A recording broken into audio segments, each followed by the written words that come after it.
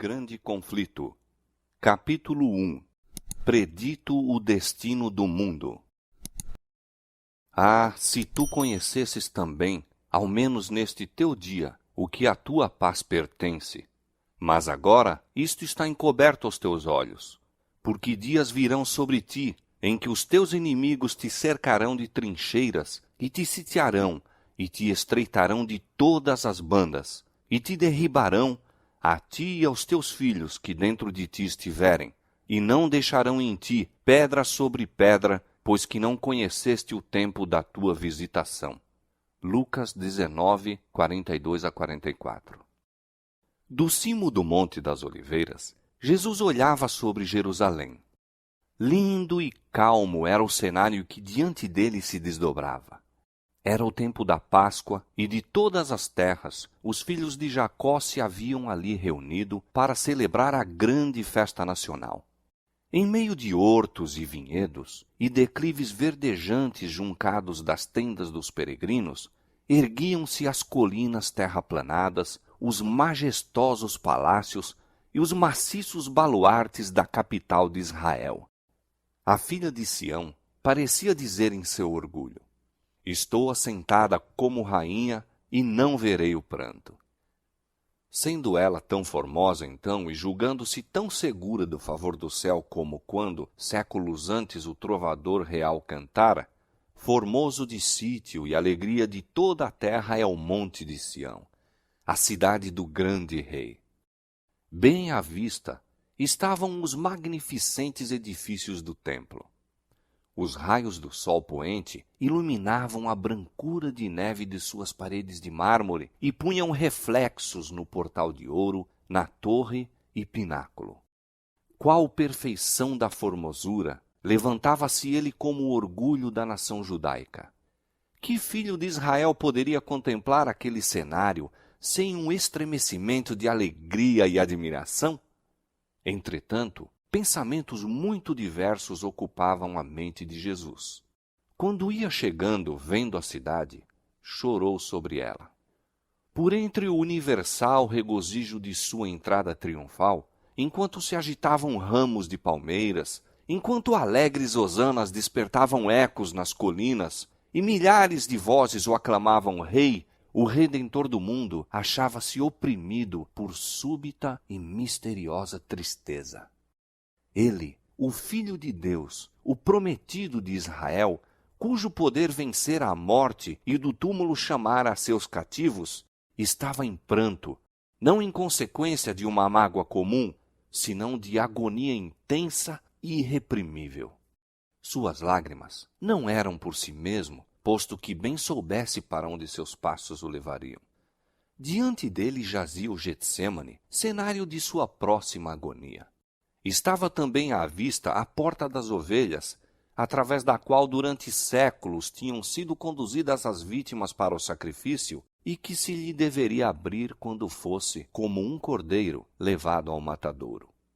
Não muito distante estava o Calvário, o local da crucifixão. Sobre o caminho que Cristo logo deveria trilhar, cairia o terror de grandes trevas ao fazer ele de sua alma uma oferta pelo pecado. Todavia, não era a contemplação destas cenas que lançava sobre ele aquela sombra em tal hora de alegria. Nenhum sinal de sua própria angústia sobre-humana nublava aquele espírito abnegado. Chorava pela sorte dos milhares de Jerusalém, por causa da cegueira e impenitência daqueles que ele viera abençoar e salvar. A história de mais de 1000 anos do favor especial de Deus e de seu cuidado protetor manifestos ao povo escolhido estava patente aos olhos de Jesus. Ali estava o Monte Moriá, onde o filho da promessa, como vítima submissa, havia sido ligado ao altar, emblema da oferenda do Filho de Deus. Ali, o concerto de bênçãos e a gloriosa promessa messiânica tinham sido confirmados ao Pai dos crentes. Ali as chamas do sacrifício, ascendendo da ira de Ornã para o céu, haviam desviado a espada do anjo destruidor, símbolo apropriado do sacrifício e mediação do Salvador em prol do homem culpado. Jerusalém fora honrada por Deus acima de toda a terra. Sião fora eleita pelo Senhor, que a desejara para a sua habitação. Ali, durante séculos, santos profetas haviam proferido mensagens de advertência. Sacerdotes ali haviam agitado os turíbulos, e a nuvem de incenso com as orações dos adoradores subira perante Deus. Ali, diariamente, se oferecera o sangue dos cordeiros mortos, apontando para o vindouro Cordeiro de Deus.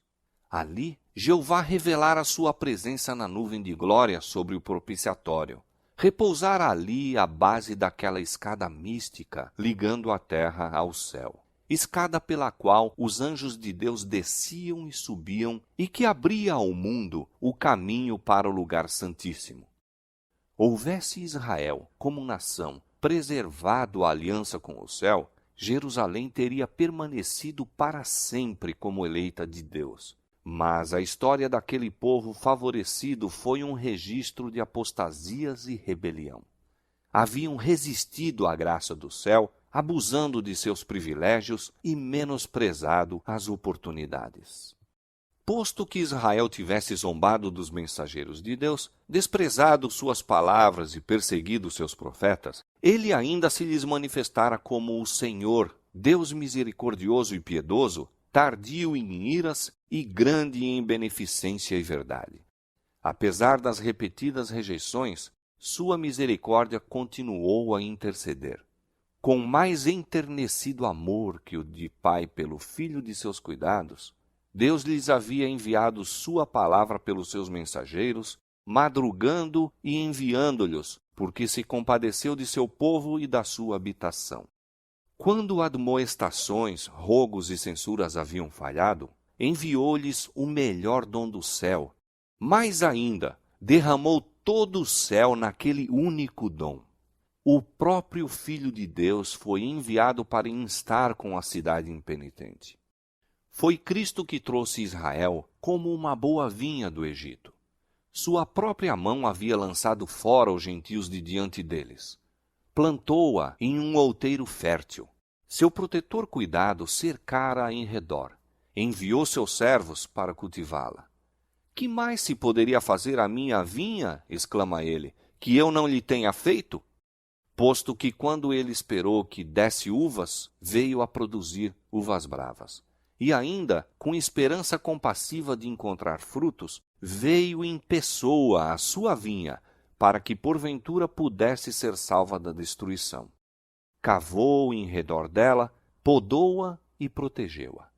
Foi incansável em seus esforços para salvar esta vinha que ele próprio plantara. Durante 3 anos, o Senhor da luz e glória entrara e saíra por entre o seu povo. Ele andou fazendo o bem e curando a todos os oprimidos do diabo, aliviando os quebrantados de coração, pondo em liberdade os que se achavam presos, restaurando a vista aos cegos, fazendo andar os coxos e ouvir aos surdos, purificando os leprosos, ressuscitando mortos e pregando o evangelho aos pobres. A todas estas classes igualmente foi dirigido o gracioso convite: vinde a mim, todos os que estáis cansados e oprimidos, e eu vos aliviarei.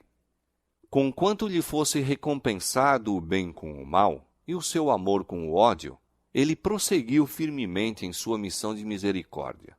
Jamais eram repelidos os que buscavam a sua graça. Como viajante sem lar, tendo a ignomínia e a penúria como porção diária, viveu ele para ministrar as necessidades e abrandar as desgraças humanas, para insistir com os homens a aceitarem o dom da vida. As ondas de misericórdia, rebatidas por aqueles corações obstinados, retornavam em uma vaga mais forte de terno e inexprimível amor. Mas Israel se desviara de seu melhor amigo e único auxiliador. Os rogos de seu amor haviam sido desprezados, seus conselhos repelidos, ridicularizadas suas advertências. A hora de esperança e perdão passava-se rapidamente. A taça da ira de Deus, por tanto tempo adiada, estava quase cheia. As nuvens que haviam estado a acumular-se durante séculos de apostasia e rebelião ora enegrecidas de calamidades, estavam prestes a desabar sobre um povo criminoso. E aquele que unicamente os poderia salvar da condenação iminente fora menosprezado, injuriado, rejeitado e seria logo crucificado. Quando Cristo estivesse suspenso da cruz do Calvário, teria terminado o tempo de Israel como nação favorecida e abençoada por Deus. A perda de uma alma que seja é calamidade infinitamente maior que os proveitos e tesouros de todo um mundo. Entretanto, quando Cristo olhava sobre Jerusalém, achava-se perante ele a condenação de uma cidade inteira, de toda uma nação. Sim, aquela cidade e nação que foram as escolhidas de Deus, seu tesouro peculiar. Olhando através dos séculos futuros, via o povo do concerto espalhado em todos os países, semelhantes aos destroços de um naufrágio em uma praia deserta. Nos castigos prestes a cair sobre seus filhos, não via ele senão o primeiro gole daquela taça de ira que no juízo final deveriam esgotar até as fezes. A piedade divina, o terno amor encontraram a expressão nestas melancólicas palavras. Jerusalém, Jerusalém, que matas os profetas e apedrejas os que te são enviados. Quantas vezes quis eu ajuntar os teus filhos, como a galinha junta os seus pintos debaixo das asas, e tu não quiseste. Ó, se houveras conhecido, como nação favorecida acima de todas as outras, o tempo de tua visitação e as coisas que pertencem à tua paz. Tenho contido o anjo da justiça, tenho-te convidado ao arrependimento, mas em vão. Não é meramente a servos, enviados e profetas que tens repelido e rejeitado, mas ao Santo de Israel, teu Redentor. Se és destruída, tu unicamente és a responsável, e não queres vir a mim para terdes vida. Cristo viu em Jerusalém um símbolo do mundo endurecido na incredulidade e rebelião e apressando-se ao encontro dos juízos retribuidores de Deus. As desgraças de uma raça decaída, oprimindo-lhe a alma, arrancavam de seus lábios aquele clamor extremamente amargurado. Viu a história do pecado traçada pelas misérias, lágrimas e sangue humanos. O coração moveu-se-lhe de infinita compaixão pelos aflitos e sofredores da terra. Angustiava-se por aliviar a todos. Contudo, mesmo a sua mão não poderia demover a onda das desgraças humanas. Poucos procurariam a única fonte de auxílio. Ele estava disposto a derramar a alma na morte, a fim de colocar a salvação ao seu alcance. Poucos, porém, viriam a ele para que pudessem ter vida. A majestade dos céus em pranto, o Filho do infinito Deus, perturbado em espírito, curvado em angústia. Esta cena encheu de espanto o céu inteiro. Revela-nos a imensa malignidade do pecado. Mostra quão árdua a tarefa é, mesmo para o poder infinito, salvar ao culpado das consequências da transgressão da lei de Deus. Jesus, olhando para a última geração, viu o mundo envolto em engano semelhante ao que causou a destruição de Jerusalém. O grande pecado dos judeus foi rejeitarem a Cristo. O grande pecado do mundo cristão seria rejeitarem a lei de Deus, fundamento de seu governo no céu e na terra. Os preceitos de Jeová seriam desprezados e anulados. Milhões na servidão do pecado, escravos de Satanás, condenados a sofrer a segunda morte, recusar-se-iam a escutar as palavras de verdade no dia de sua visitação. Terrível cegueira, estranha presunção. 2 dias antes da Páscoa, quando Cristo pela última vez se havia afastado do templo, depois de anunciar a hipocrisia dos príncipes judeus, novamente sai com os discípulos para o Monte das Oliveiras e assenta-se com eles no declive relvoso, sobranceiro à cidade. Mais uma vez contempla seus muros, torres e palácios. Mais uma vez se lhe depara o templo em seu deslumbrante esplendor, qual diadema de beleza a coroar o monte sagrado. 1000 anos antes, o salmista engrandecera o favor de Deus para com Israel, fazendo da casa sagrada deste a sua morada. Em Salém está o seu tabernáculo, e a sua morada em Sião. Elegeu a tribo de Judá, o monte de Sião, que ele amava, e edificou o seu santuário como aos lugares elevados. O primeiro templo fora erigido durante o período mais próspero da história de Israel. Grandes armazenamentos de tesouros para este fim haviam sido acumulados pelo rei Davi e a planta para sua construção fora feita por inspiração divina. Salomão, o mais sábio dos monarcas de Israel, completara a obra. Este templo foi o edifício mais magnificente que o mundo já viu. Contudo, o Senhor declarou pelo profeta Ageu, relativamente ao segundo templo: a glória desta última casa será maior do que a da primeira. Farei tremer todas as nações, e virá o desejado de todas as nações, e encherei esta casa de glória, diz o Senhor dos Exércitos. Depois da destruição do templo por Nabucodonosor, foi reconstruído aproximadamente 500 anos antes do nascimento de Cristo por um povo que de um longo cativeiro voltara a um país devastado e quase deserto. Havia então entre eles homens idosos que tinham visto a glória do templo de Salomão e que choraram junto aos alicerces do novo edifício porque devesse ser tão inferior ao antecedente. O sentimento que prevalecia é vividamente descrito pelo profeta. Quem há entre vós que, tendo ficado, viu esta casa na sua primeira glória? E como a vedes agora? Não é esta como nada em vossos olhos, comparada com aquela? Então foi feita a promessa de que a glória desta última casa seria maior do que a da anterior. Mas o segundo templo não igualou o primeiro em esplendor, tampouco foi consagrado pelos visíveis sinais da presença divina que o primeiro tivera. Não houve manifestação de poder sobrenatural para assinalar sua dedicação. Nenhuma nuvem de glória foi vista a encher o santuário recém-erigido. Nenhum fogo do céu desceu para consumir o sacrifício sobre o altar. O Shequiná não mais habitava entre os querubins no lugar santíssimo. A arca, o propiciatório, as tábuas do testemunho não mais deviam encontrar-se ali.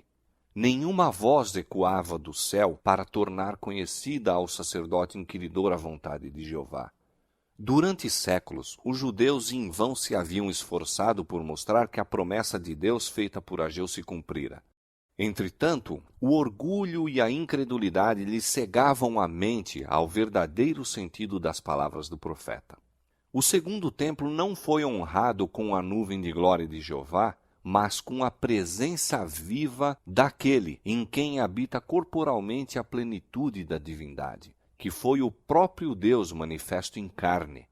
O desejado de todas as nações havia em verdade chegado a seu templo quando o homem de Nazaré ensinava e curava nos pátios sagrados. Com a presença de Cristo, e com ela somente, o segundo templo excedeu o primeiro em glória. Mas Israel afastara de si o dom do céu que lhe era oferecido. Com o humilde mestre que naquele dia saíra de seu portal de ouro, a glória para sempre se retirara do templo.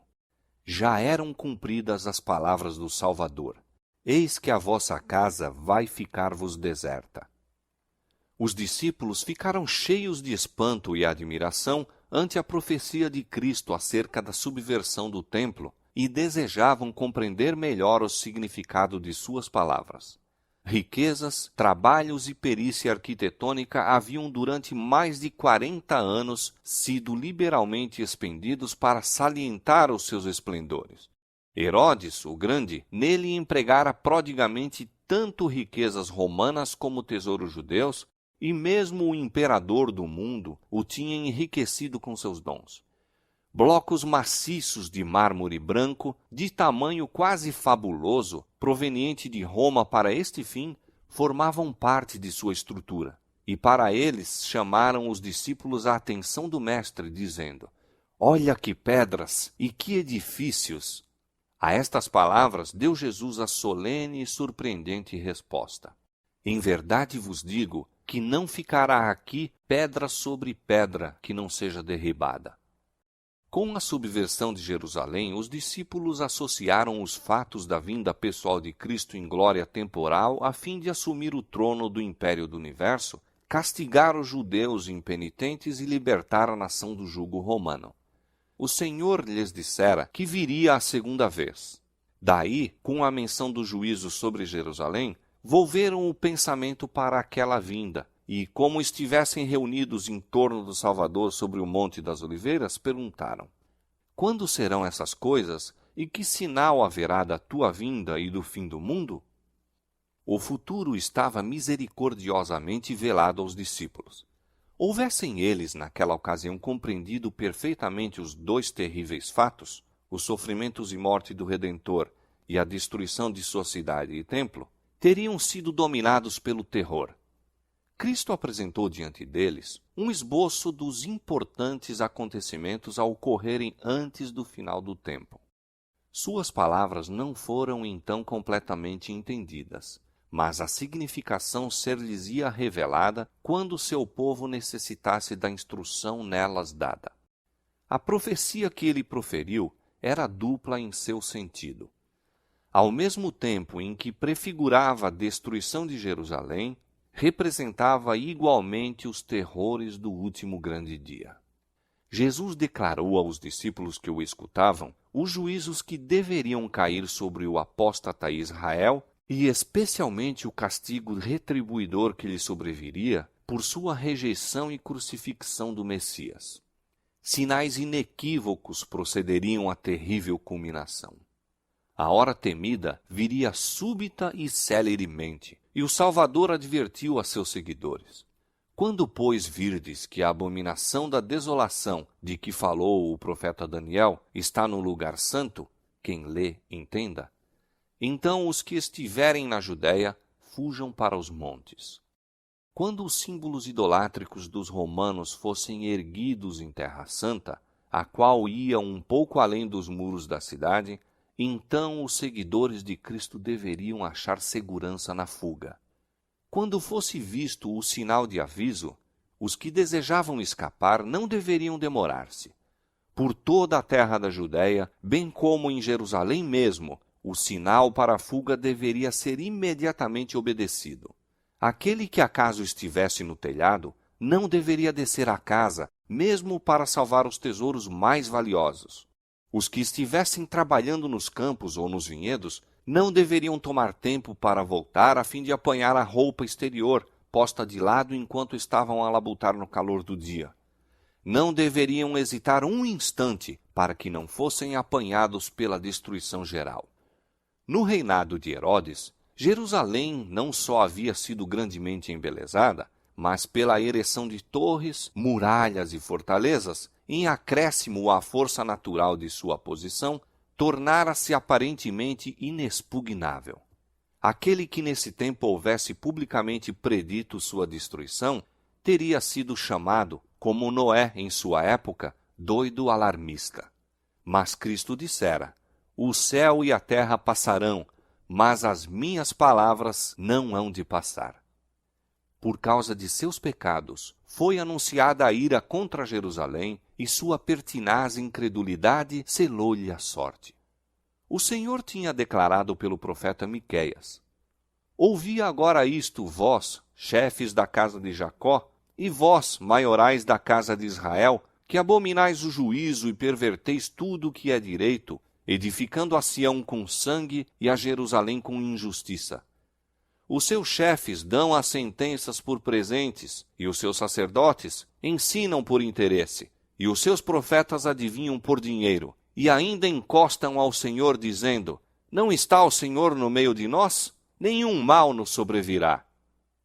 Estas palavras descreviam fielmente os habitantes de Jerusalém, corruptos e possuídos de justiça própria. Pretendendo, embora observar rigidamente os preceitos da lei de Deus, estavam transgredindo todos os seus princípios. Odiavam a Cristo porque a sua pureza e santidade lhes revelavam a iniquidade própria, e acusavam-no de ser a causa de todas as angústias que lhes tinham sobrevido em consequência de seus pecados. Posto que soubessem não ter ele pecado, declararam que sua morte era necessária para a segurança deles como nação.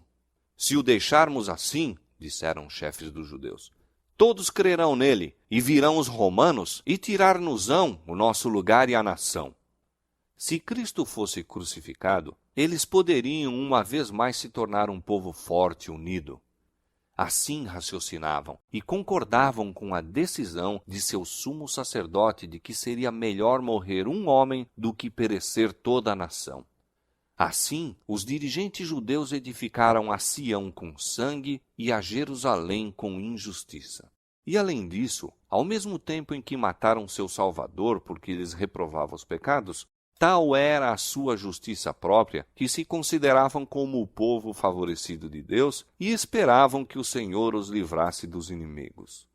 Portanto, continuou o profeta, por causa de vós, Sião será lavrada como um campo e Jerusalém se tornará em montões de pedras, e o monte desta casa em lugares altos de um bosque.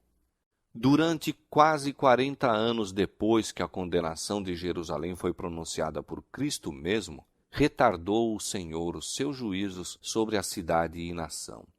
Maravilhosa foi a longanimidade de Deus para com os que lhe rejeitaram o Evangelho e assassinaram o Filho. A parábola da árvore infrutífera representava o trato de Deus para com a nação judaica. Fora dada a ordem: corta! Porque ocupa ainda a terra inutilmente? Mas a misericórdia divina poupara ainda um pouco de tempo. Muitos havia ainda dentre os judeus que eram ignorantes quanto ao caráter e obra de Cristo, e os filhos não haviam gozado das oportunidades nem recebido a luz que seus pais tinham desprezado. Mediante a pregação dos apóstolos e de seus cooperadores, Deus faria com que a luz resplandecesse sobre eles. Ser-lhes-ia permitido ver como a profecia se cumprira não somente no nascimento e vida de Cristo, mas também em sua morte e ressurreição. Os filhos não foram condenados pelos pecados dos pais. Quando, porém, conhecedores de toda a luz dada a seus pais, os filhos rejeitaram mesmo a que lhes fora concedida a mais, tornaram-se participantes dos pecados daqueles e encheram a medida de sua iniquidade. A longanimidade de Deus para com Jerusalém apenas confirmou os judeus em sua obstinada impenitência. Em seu ódio e crueldade para com os discípulos de Jesus, rejeitaram o último oferecimento de misericórdia. Afastou Deus então deles a proteção, retirando o poder com que restringia a Satanás e seus anjos, de maneira que a nação ficou sob o controle do chefe que haviam escolhido. Seus filhos tinham desdenhado a graça de Cristo, que os teria habilitado a subjugar seus maus impulsos, e agora estes se tornaram os vencedores. Satanás suscitou as mais violentas e vis paixões da alma. Os homens não raciocinavam. Achavam-se fora da razão, dirigidos pelo impulso e cega raiva. Tornaram-se satânicos em sua crueldade. Na família e na sociedade, entre as mais altas como entre as mais baixas classes, havia suspeita, inveja, ódio, contenda, rebelião, assassínio. Não havia segurança em parte alguma. Amigos e parentes traíam-se mutuamente. Pais matavam aos filhos e filhos aos pais. Os príncipes do povo não tinham poder para governar-se. Desenfreadas paixões faziam-nos tiranos. Os judeus haviam aceitado falso testemunho para condenar o inocente Filho de Deus. Agora as falsas acusações tornavam insegura sua própria vida. Pelas suas ações, durante muito tempo tinham estado a dizer: fazei que deixe de estar o Santo de Israel perante nós. Agora, seu desejo foi satisfeito. O temor de Deus não mais os perturbaria. Satanás estava à frente da nação e as mais altas autoridades civis e religiosas estavam sob o seu domínio. Os chefes das facções oponentes, por vezes, se uniam para saquear e torturar suas desgraçadas vítimas e novamente caíam sobre as forças uns dos outros, fazendo impiedosa matança. Mesmo a santidade do templo não lhes refreava a horrível ferocidade. Os adoradores eram assassinados diante do altar e o santuário contaminava-se com corpos de mortos. No entanto, em sua cega e blasfema presunção, os instigadores desta obra infernal publicamente declaravam que não tinham receio de que Jerusalém fosse destruída, pois era a própria cidade de Deus. A fim de estabelecer mais firmemente seu poder, subornaram profetas falsos para proclamar, mesmo enquanto as legiões romanas estavam sitiando o templo, que o povo devia aguardar o livramento de Deus. Afinal, as multidões apegaram-se firmemente à crença de que o Altíssimo interviria para a derrota de seus adversários. Israel, porém, havia desdenhado a proteção divina e agora não tinha defesa. Infeliz Jerusalém, despedaçada por dissensões internas, com o sangue de seus filhos, mortos pelas mãos uns dos outros, a tingir de carmesim suas ruas, enquanto hostis exércitos estrangeiros derribavam suas fortificações e lhes matavam os homens de guerra. Todas as predições feitas por Cristo relativas à destruição de Jerusalém cumpriram-se à letra. Os judeus experimentaram a verdade de suas palavras de advertência. Com a medida com que tiverdes medido, vos hão de medir a vós. Apareceram sinais e prodígios prenunciando desastre e condenação.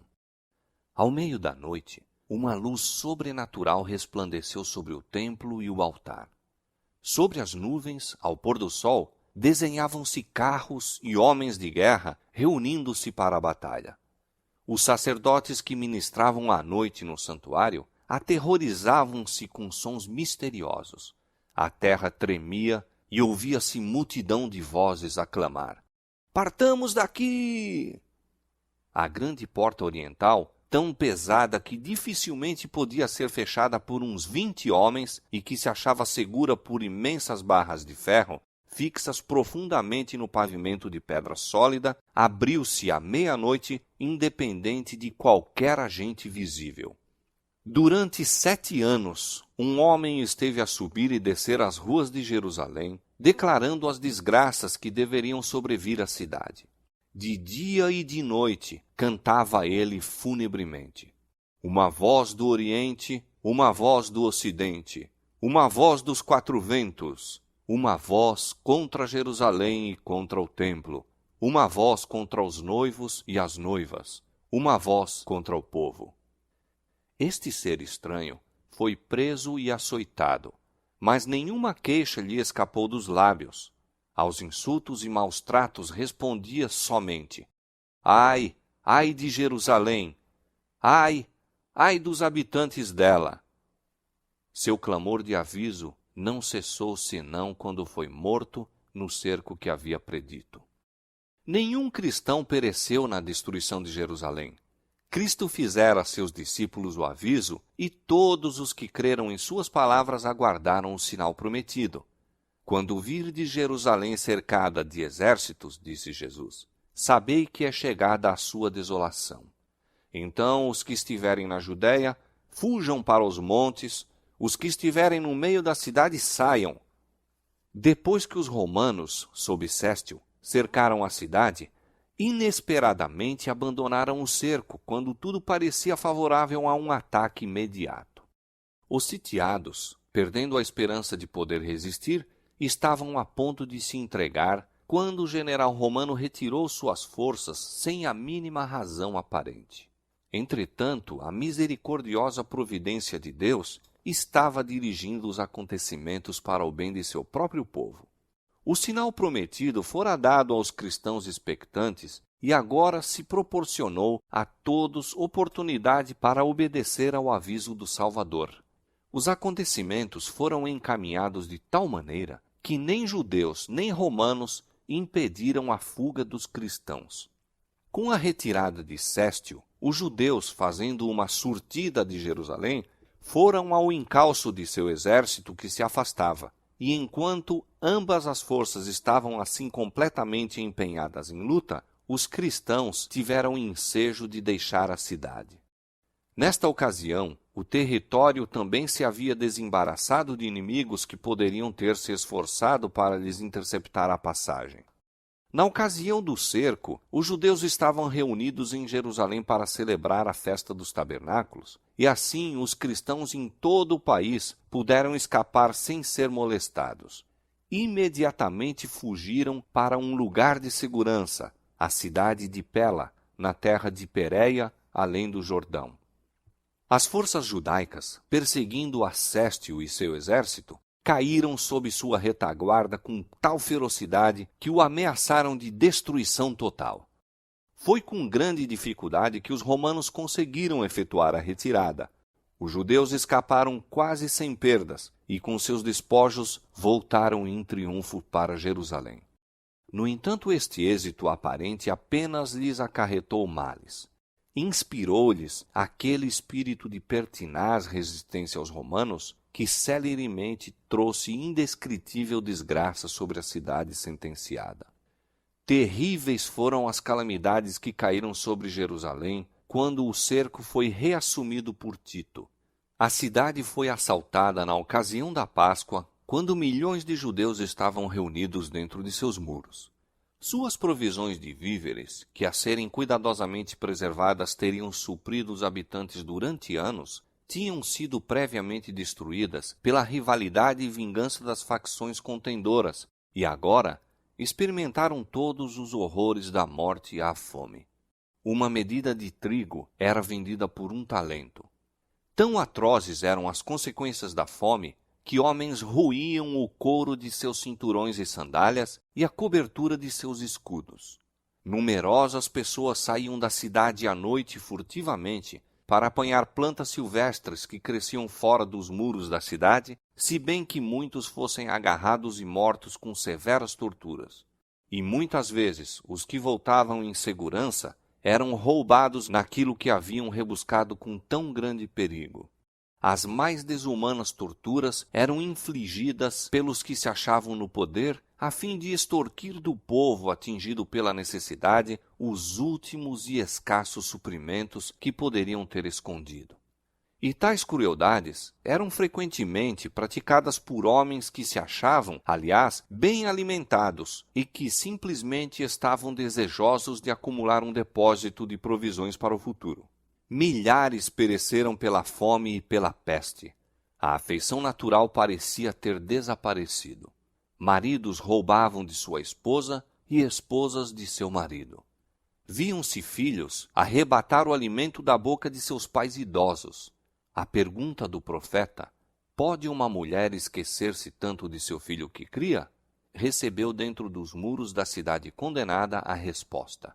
As mãos das mulheres piedosas cozeram os próprios filhos e serviram-lhes de alimento na destruição da filha de meu povo. Novamente se cumpriu a profecia de aviso, dada 14 séculos antes. E quanto à mulher mais mimosa e delicada entre ti, que de mimo e delicadeza nunca tentou pôr a planta de seu pé sobre a terra, será maligno o seu olho contra o homem de seu regaço, e contra seu filho e contra sua filha, e por causa de seus filhos que tiver, porque os comerás escondidas pela falta de tudo, no cerco e no aperto com que o teu inimigo te apertará nas tuas portas. Deuteronômio, capítulo 28, versos 56 e 57. Os chefes romanos esforçaram-se por infundir terror aos judeus e assim fazê-los render-se. Os prisioneiros que resistiam ao cair presos eram açoitados, torturados e crucificados diante do muro da cidade. Centenas eram diariamente mortos desta maneira, e essa horrível obra prolongou-se até que ao longo do vale de Josafá e no Calvário se erigiram cruzes em tão grande número que mal havia espaço para mover-se entre elas. De tão terrível maneira foi castigada aquela espantosa maldição proferida perante o tribunal de Pilatos. O seu sangue caia sobre nós e sobre nossos filhos. Tito, de boa vontade, teria posto termo à terrível cena, poupando assim Jerusalém da medida completa de sua condenação. Ele se enchia de terror ao ver os corpos jazendo aos montes nos vales. Como alguém que estivesse em êxtase, olhava ele do cimo do Monte das Oliveiras ao templo magnificente e deu ordem para que nenhuma de suas pedras fosse tocada. Antes de tentar ganhar posse desta fortaleza, fez ardente apelo aos chefes judeus para não o forçarem a profanar com sangue o lugar sagrado. Se saíssem e combatessem em outro local, nenhum romano violaria a santidade do templo. O próprio Joséfo, com apelo eloquentíssimo, suplicou que se rendessem para se salvarem a si, a sua cidade e seu lugar de culto. Suas palavras, porém, foram respondidas com pragas amargas. Lançaram-se dardos contra ele, que era seu último mediador humano, enquanto persistia em estar com eles. Os judeus haviam rejeitado os rogos do Filho de Deus, e agora as advertências e rogos apenas os tornavam mais decididos a resistir até o último ponto. Nulos foram os esforços de Tito para salvar o templo. Alguém maior do que ele declarara que não ficaria pedra sobre pedra. A cega obstinação dos chefes dos judeus e os abomináveis crimes cometidos dentro da cidade sitiada provocaram o horror e a indignação dos romanos, e Tito finalmente se decidiu a tomar o templo de assalto. Resolveu, contudo, que, sendo possível, deveria o mesmo ser salvo da destruição. Mas suas ordens foram desatendidas. Depois que ele se retirara para sua tenda à noite, os judeus, saindo repentinamente do templo, atacaram fora os soldados. Na luta, um soldado arremessou um facho através de uma abertura no pórtico e imediatamente as salas revestidas de cedro em redor da casa sagrada se acharam em chamas. Tito precipitou-se para o local, seguido de seus generais e legionários, e ordenou aos soldados que apagassem as labaredas. Suas palavras não foram atendidas. Em sua fúria, os soldados lançaram tochas ardentes nas salas contíguas ao templo e, com a espada, assassinavam em grande número os que ali tinham procurado refúgio. O sangue corria como água pelas escadas do templo abaixo. Milhares e milhares de judeus pereceram. Acima do ruído da batalha, ouviam-se vozes bradando: Icabode! Foi-se a glória. Tito achou impossível sustar a fúria da soldadesca. Entrou com seus oficiais e examinou o interior do edifício sagrado. O esplendor encheu-os de admiração, e como as chamas não houvessem ainda penetrado no lugar santo, fez um último esforço para salvá-lo. E, apresentando-se-lhes repentinamente, de novo exortou os soldados a deterem a marcha da conflagração.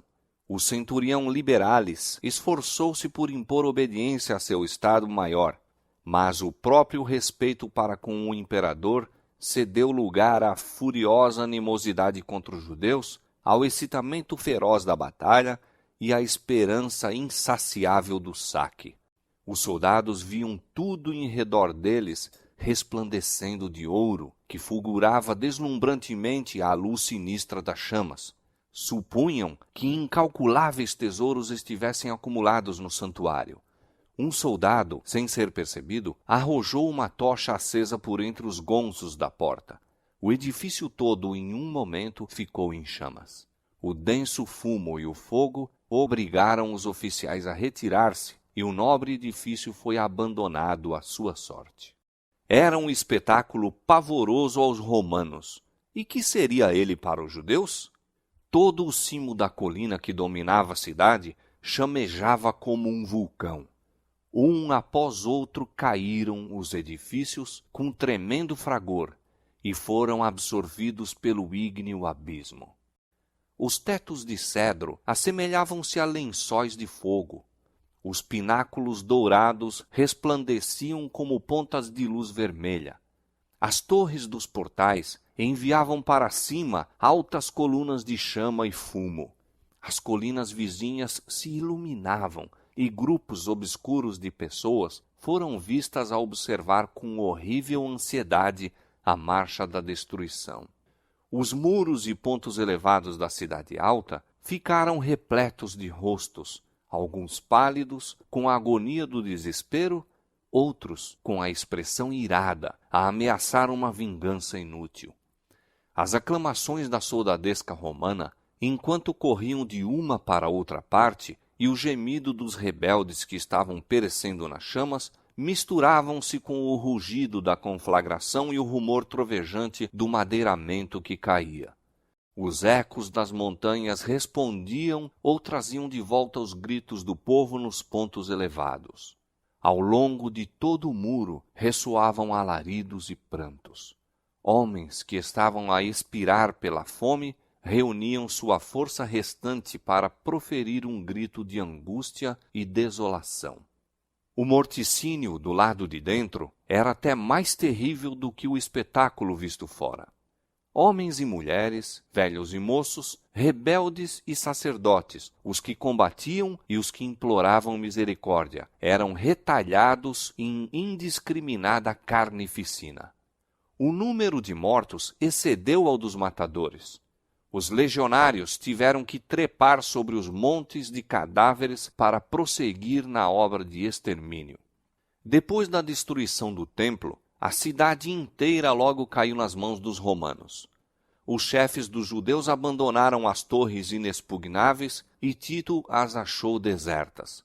Contemplou-as com espanto e declarou que Deus lhes havia entregue em suas mãos, pois engenho algum, ainda que poderoso, poderia ter prevalecido contra aquelas estupendas ameias. Tanto a cidade como o templo foram arrasados até aos fundamentos, e o terreno em que se erguia a casa sagrada foi lavrado como um campo. No cerco e morticínio que se seguiram, pereceram mais de 1 milhão de pessoas.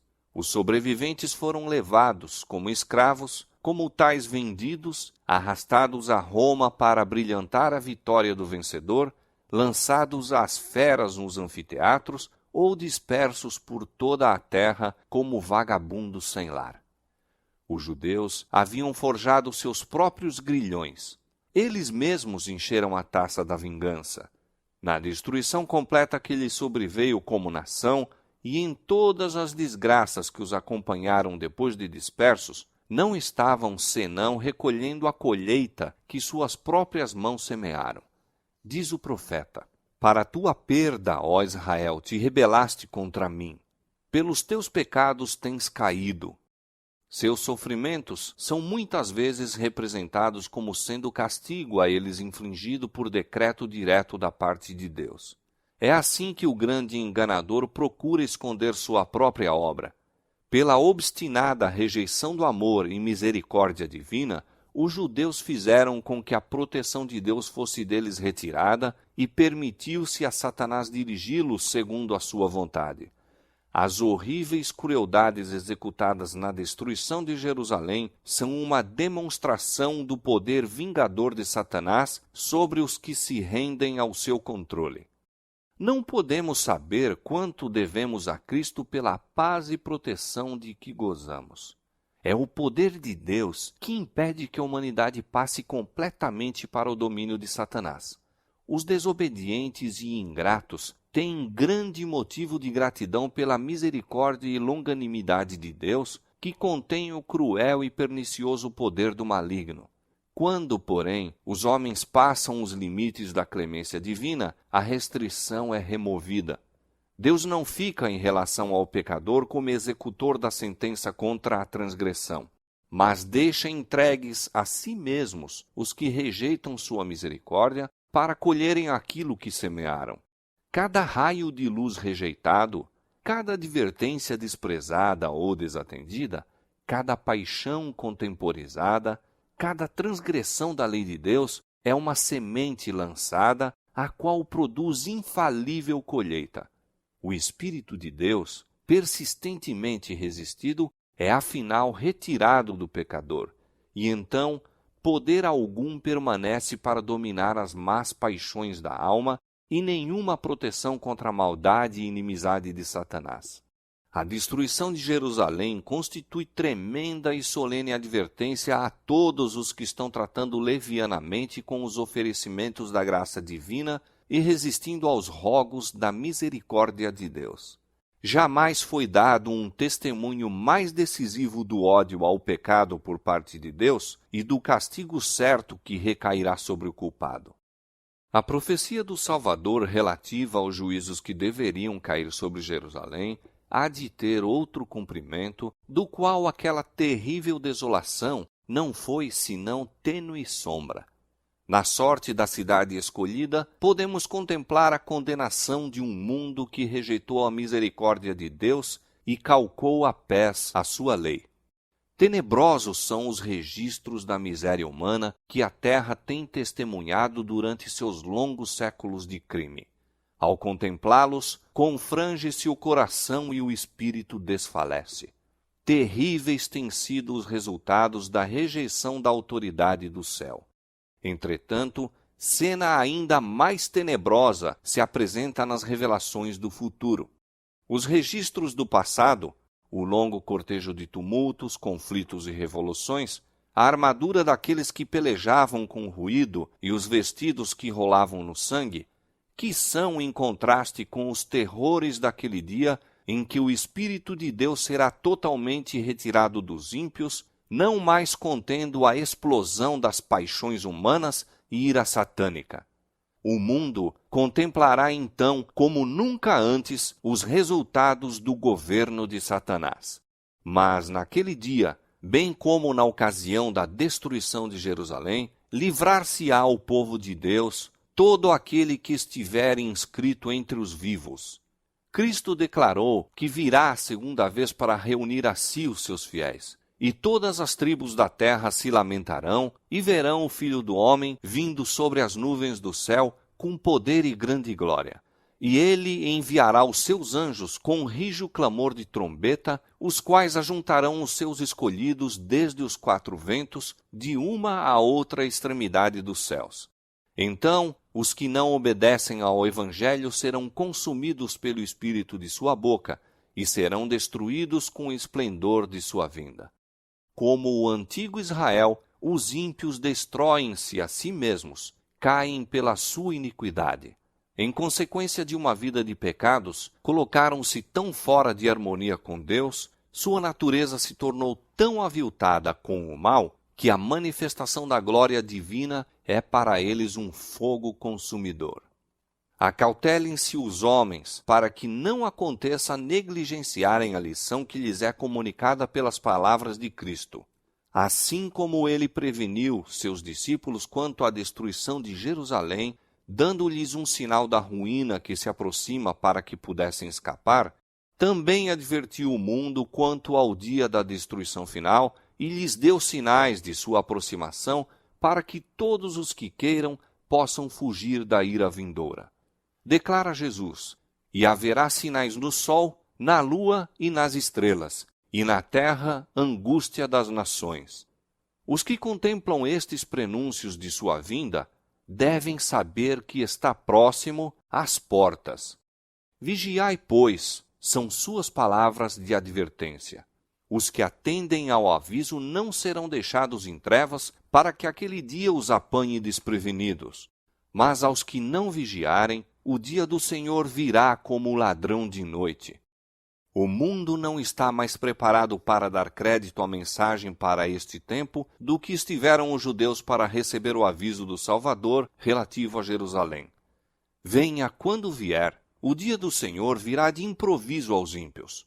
Correndo a vida sua rotina invariável, encontrando-se os homens absortos nos prazeres, negócios, comércio e ambição de ganho, estando os dirigentes do mundo religioso a engrandecer o progresso e ilustração do mundo e achando-se o povo embalado em uma falsa segurança, então, como um ladrão à meia-noite, rouba na casa que não é guardada, sobrevirá repentina destruição aos descuidados e ímpios e de nenhum modo escaparão.